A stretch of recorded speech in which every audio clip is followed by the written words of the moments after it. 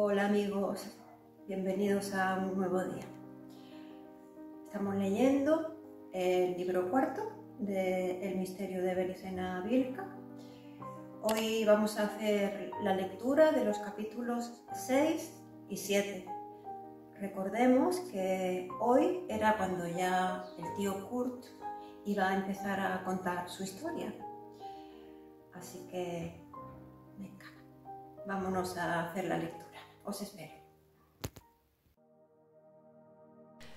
Aquí estamos. Muchas palabras en alemán van a salir en estos dos capítulos. Yo haré lo que pueda, es una lengua que no domino, así que lo importante es que se entienda el texto. De hecho, hay notas de las palabras que están en alemán y las iré traduciendo. Así que procedo con el capítulo 6, al que he llamado Rudolf Hess, el padrino de Kurt. Bien. Empieza hablando el doctor Arturo, que dice: al día siguiente de aquel en el que terminó de leer la carta, el tío Kurt fue el que terminó de leer la carta, a las 21:30 horas, tío Kurt se instaló en un cómodo sillón hamaca junto a mi cama y, luego de permanecer pensativo unos minutos, comenzó a narrarme su vida. Habla Kurt. Tal como te ocurre ahora a ti, una serie de extrañas coincidencias influyeron de manera determinante en los primeros años de mi vida. Para apreciar con mayor perspectiva esta aseveración, debo comenzar el relato muchos años antes de mi nacimiento, en el momento preciso en que mi padre, el barón Reinaldo von Schiebermann, viene al mundo, es decir, en el año 1894. En la ciudad de El Cairo, Egipto. Ese mismo año, en Alejandría, a 130 kilómetros del Cairo, nace también una persona que sería en mi vida más importante que ninguna otra. Me refiero a Rudolf Hess, cuyo natalicio ocurrió el 26 de abril de 1894, el mismo año que el padre de Kurt. La misma edad. A pesar de las distancias entre ambas ciudades, mi padre y Rudolf Hess pronto se conocieron, pues los padres de Hess enviaron a este a estudiar al Liceo Francés de El Cairo, la escuela a la que concurría papá desde los 6 hasta los 12 años. Compañeros de la infancia, estaban unidos por una tierna amistad que se consolidó con los años. Al finalizar los estudios primarios, tal como hacían muchos germanos acomodados con sus hijos, los dos fueron internados en el Evangelisches Pädagogium de Godesberg am Rhein, ciudad distante 10 kilómetros de Bonn. Cuando ambos tenían 16 años, es decir, en 1910, se separaron para seguir distintas carreras. Papá se matricula en el Instituto Politécnico de Berlín en la carrera de Ingeniería Industrial. Rudolf Hess viaja a Suiza, a l'École supérieure du commerce de Neuchâtel, en Suiza, por imposición de su padre, rico explorador de Alejandría, quien deseaba iniciar al joven en el mundo del comercio. La intención de Rudolf era, dentro de lo posible, cursar el doctorado en matemáticas. La guerra de 1914 arruina todos los planes. Papá es reclamado por mi familia a El Cairo, a donde regresa cuando estalla el conflicto y permanece allí definitivamente, pues al hacerse cargo del ingenio azucarero, no podrá ya concluir sus estudios. Rudolf Hess, que solo permaneció un año en Suiza, se hallaba en Hamburgo, Alemania, perfeccionándose en comercio exterior y no vaciló en alistarse en el primer regimiento de infantería de Baviera, Alemania. Fue herido 2 veces, en 1916 y 17, recibiendo la Cruz de Hierro por actos de heroísmo. 1918, contaba entonces 24 años. Ingresa Rudolf Hess al recién formado Cuerpo Imperial del Aire, siendo instituido como piloto calificado, pero sin intervenir en combates aéreos, pues en noviembre de 1918 se firma el armisticio y es desmovilizado. Vuelve a Egipto, portador de una doble tristeza.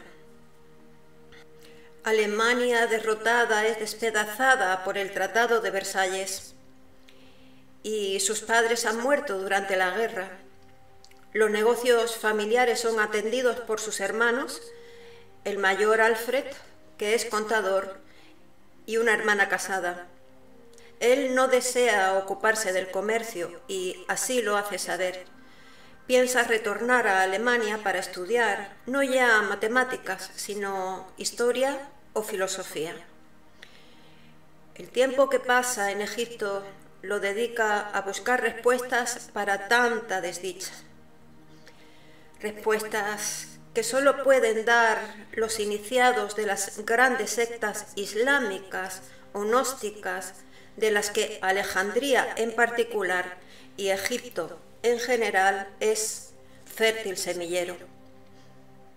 Pero dejaré para otro día el relato de la corriente esotérica en la cual Rudolf Hess iba a ingresar en esos días de 1919 en Egipto, que lo llevaría junto a Adolf Hitler en 1920 y a Inglaterra en 1941. Continuaré con el desarrollo cronológico de los principales hechos que interesan a la historia y luego analizaremos estas cosas.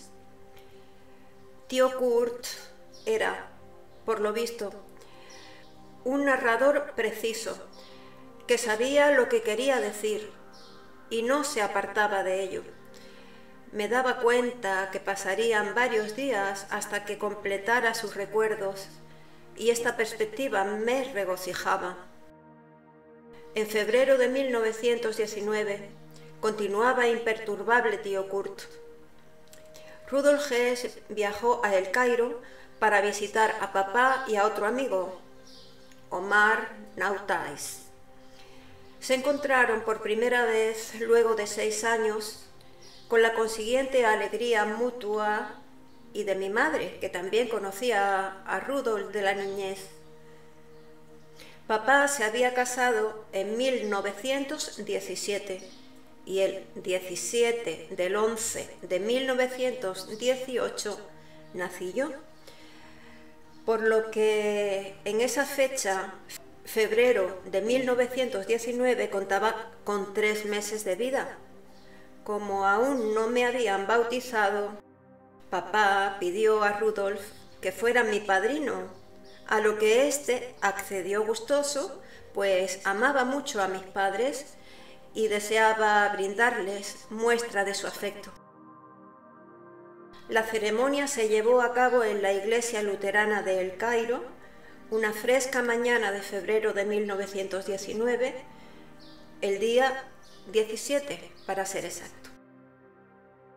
Aquí tienes, Nefe, una primera coincidencia, decía tío Kurt en tono reflexivo, pues ese joven héroe de guerra de 25 años que me tomaba en sus brazos sería 15 años más tarde ministro de Estado de Alemania y el hombre de confianza del canciller Adolf Hitler, su Stellvertreter, palabra que significa lugarteniente.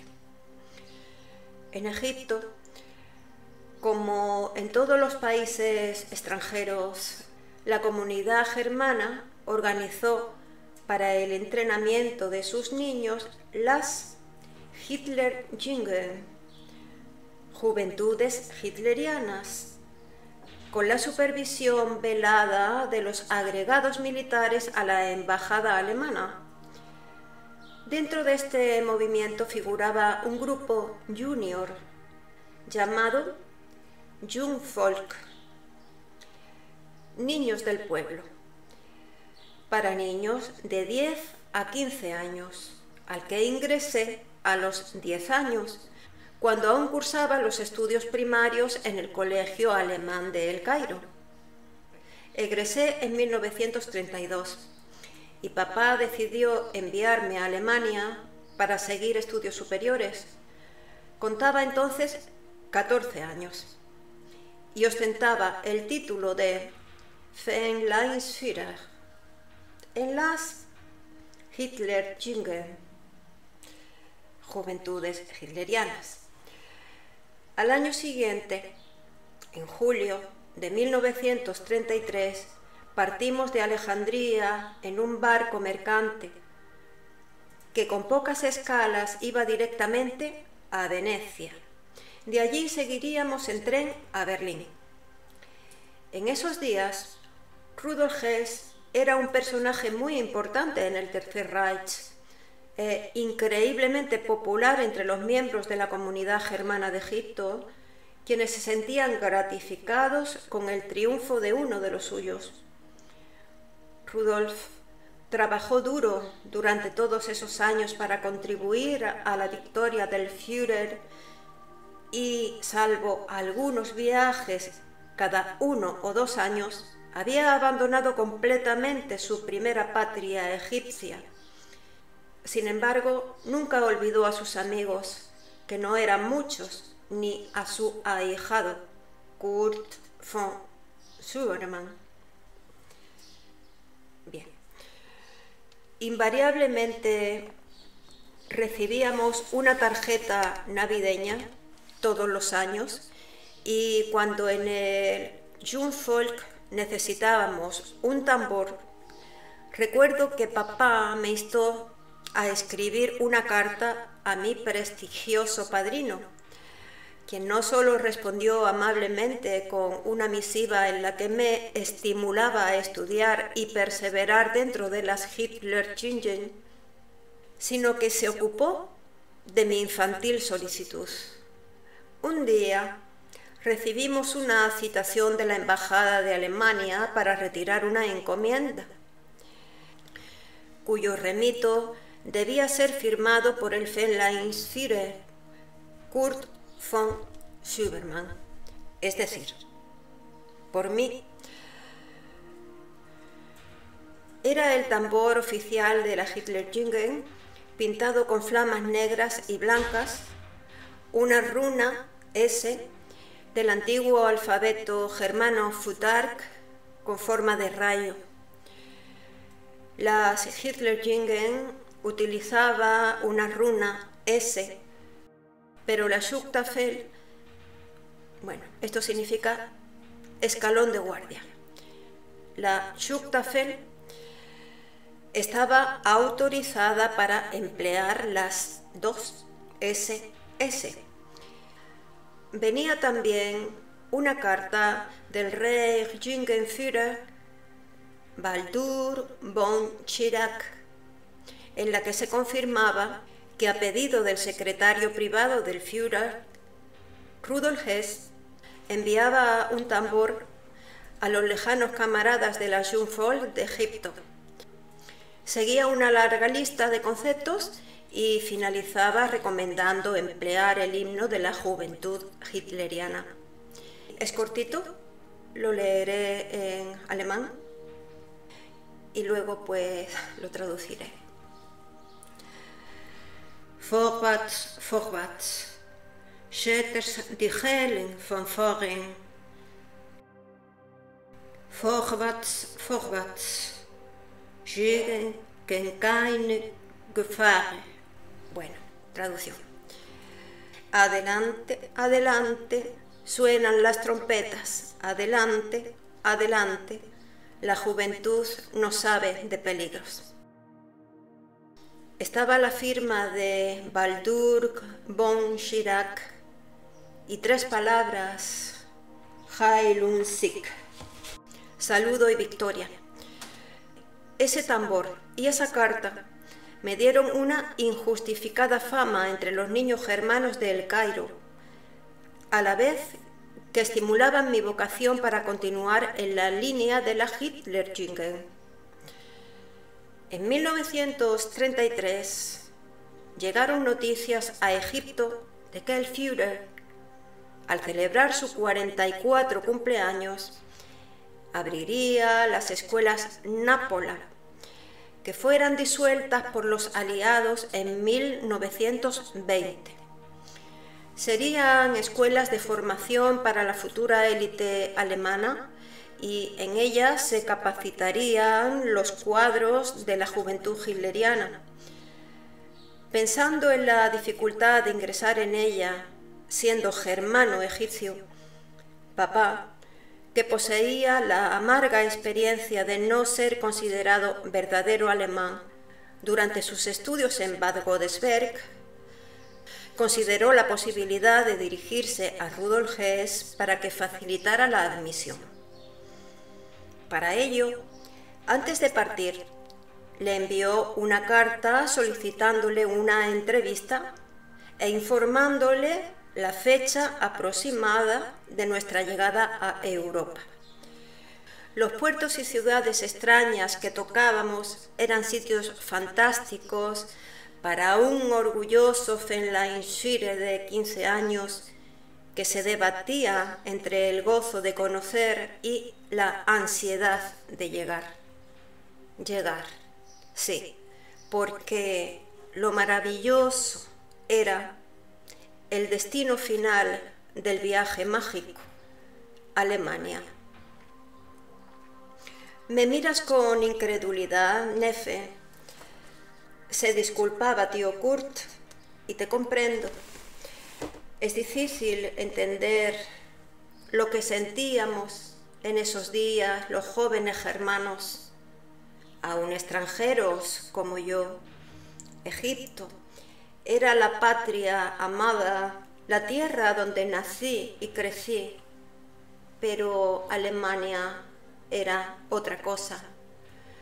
La tierra de Sigfrido y del Führer, del río Rin y de Lorelei, de las valquirias y de los Nibelungos.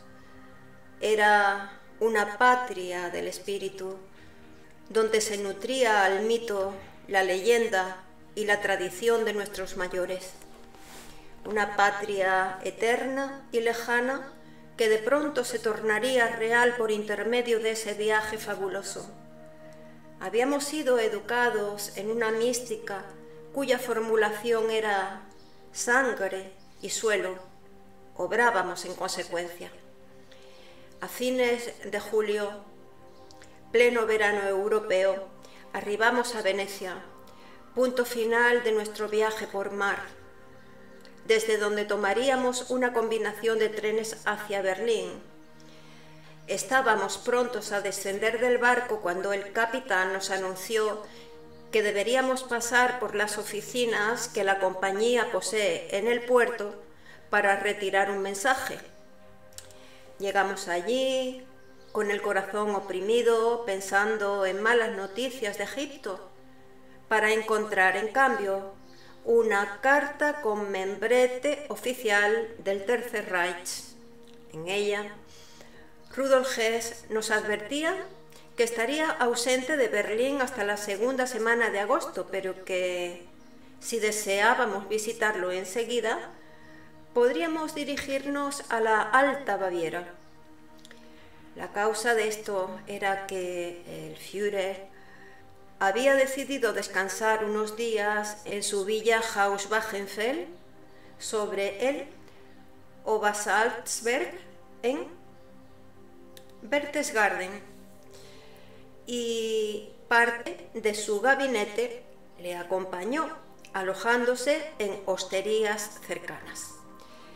Rudolf Hess y su esposa Ilse se hallarían encantados de recibirnos si decidíamos ir hasta allí.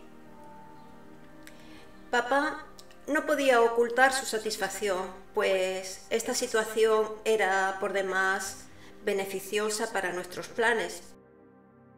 Por un lado, nos ahorrábamos de viajar cientos de kilómetros, pues de Venecia a Berchtesgaden hay solo 200 kilómetros, en tanto que a Berlín más de 1000. Por otro lado, teníamos la posibilidad de entrevistar a Rudolf, fuera de todo protocolo oficial, sin padecer la interferencia de secretarias o asistentes y disponiendo de tiempo para conversar y recordar las buenas épocas. La vista de la legendaria Venecia, el paso por Austria y la llegada a los Alpes bávaros fueron el umbral de mi ingreso a un mundo nuevo y maravilloso. Desde el momento en que pisé suelo bávaro, noté que el aire estaba como electrizado, como si un oculto motor enviase vibraciones poderosas a través del éter.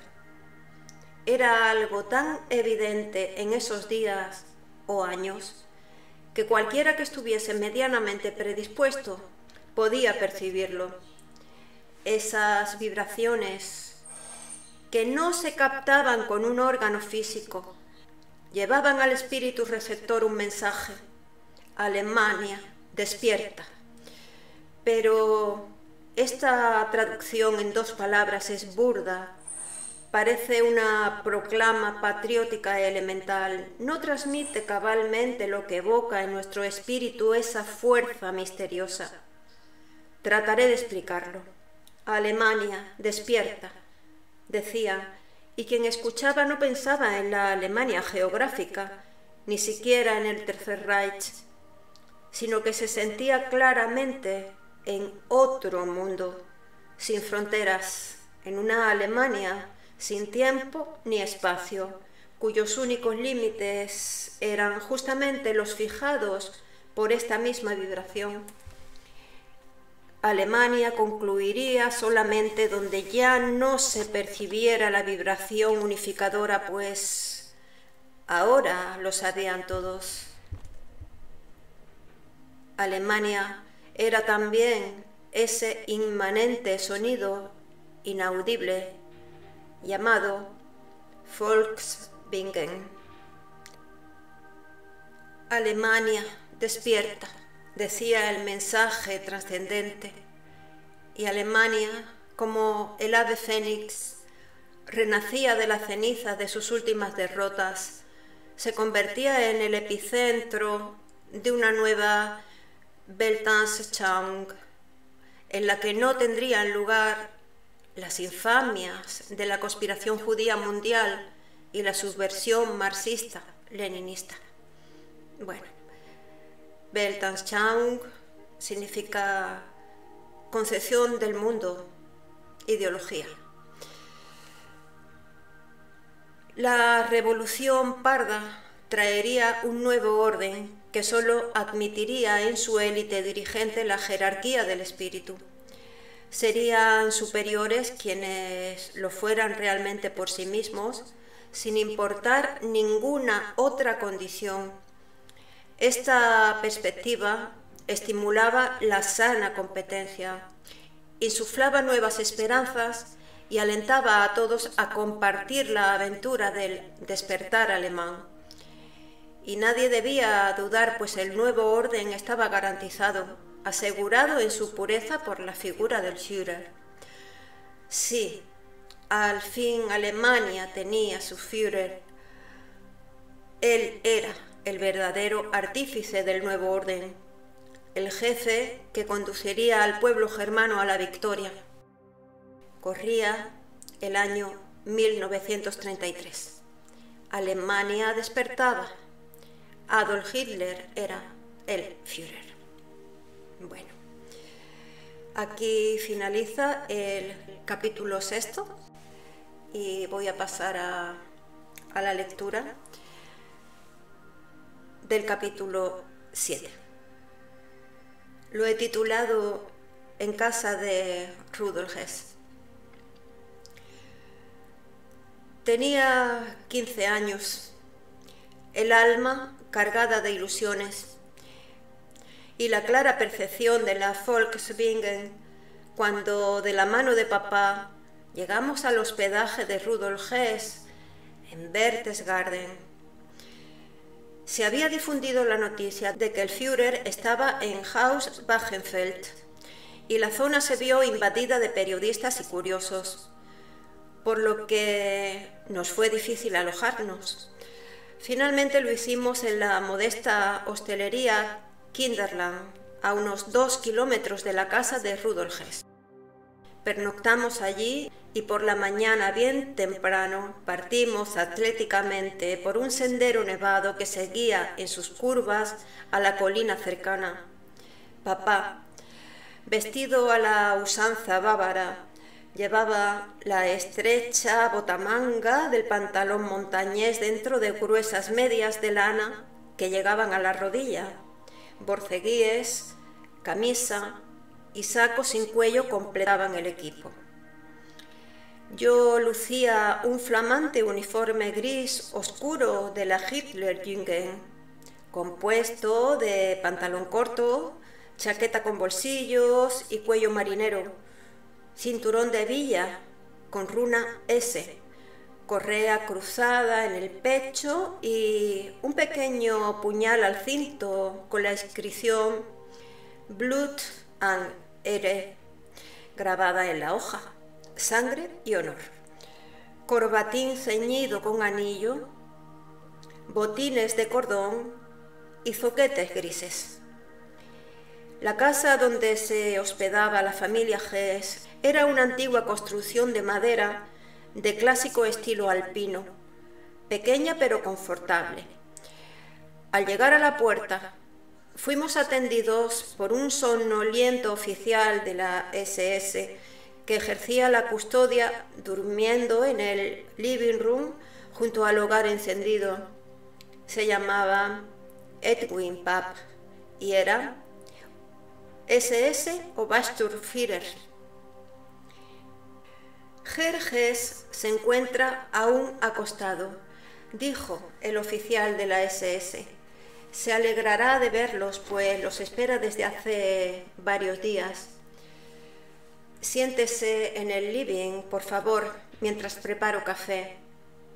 Media hora después aparecía Rudolf Hess, impecablemente vestido, con equipo de gimnasia, pantalón, rompevientos y zapatillas azules, alto, fornido, de rostro cuadrado y cejas espesas.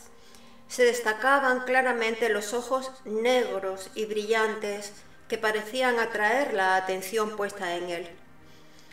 Apenas sonriente, se detuvo un momento a mirar a papá y luego se confundieron en un abrazo que arrancó en ambos exclamaciones de alegría y espontáneas carcajadas.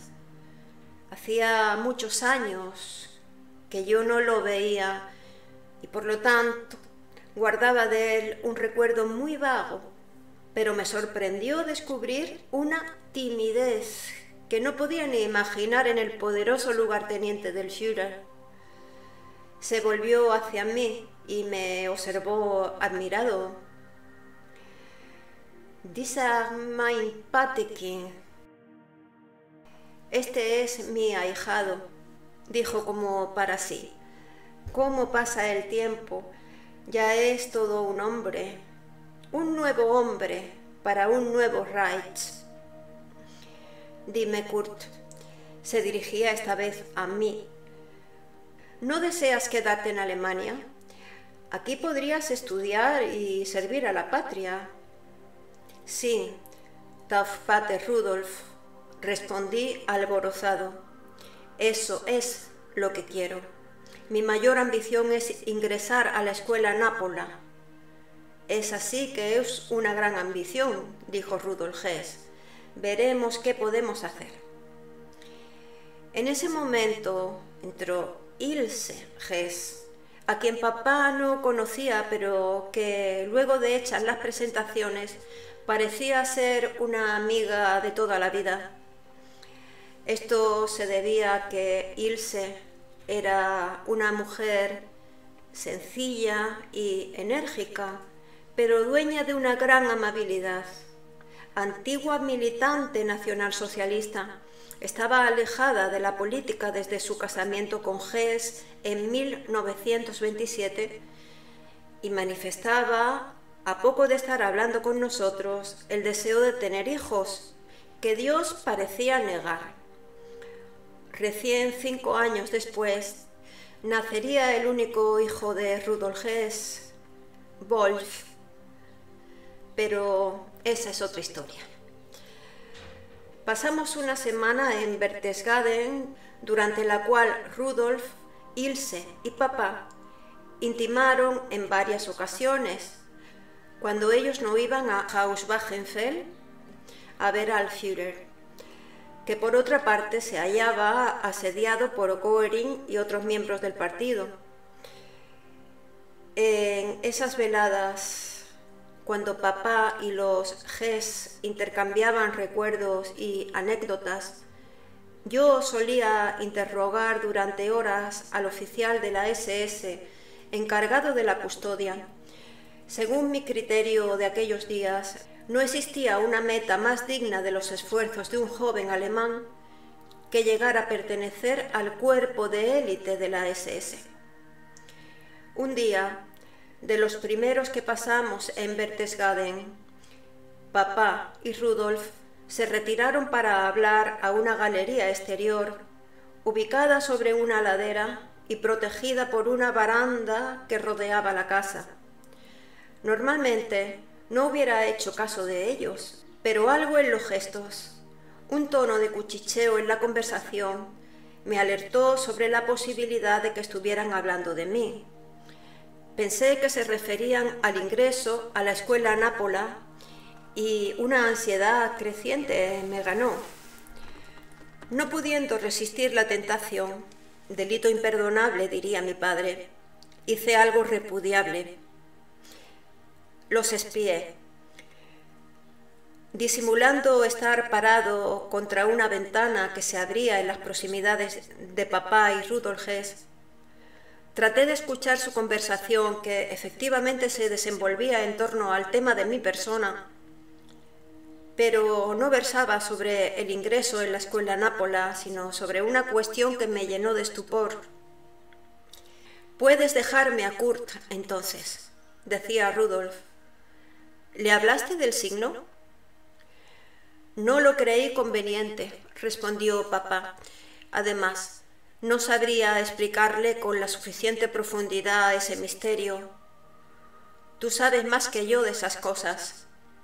Eres el más indicado para hablar con él». Movía la cabeza afirmativamente Rudolf Hess, mientras en su rostro se mantenía esbozada una sonrisa tímida tan característica de su persona.